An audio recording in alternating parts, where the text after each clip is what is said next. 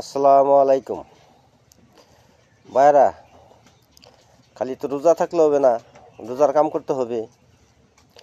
রোজার তাহার নিয়ম হইল আপনি সারাদিন মিথ্যা কথা বলতে পারবেন না, 5 ওয়াক্ত নামাজ পড়তে হবে, মা বাবার খেদমত করতে হবে, গরিব দুঃখী মানুষের পাশে দাঁড়াইতে হবে, রাস্তাতে ভিক্ষুক গেলে তাকে ইফতার দিতে হবে, একটা রিক্সাওয়ালা গেলে তাকে ইফতার দিতে হবে, তারাবি পড়তে হবে।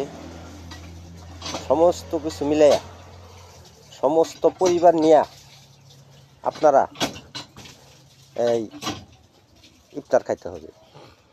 তাইলে আল্লাহ পাক আপনার ঘরে সমস্ত কিছু মিলাইয়া একটা সওয়াবের বাগি করবে। এই বলে আপনার ঘরে ইফতারের সময় বিরক্ত করলাম। আজ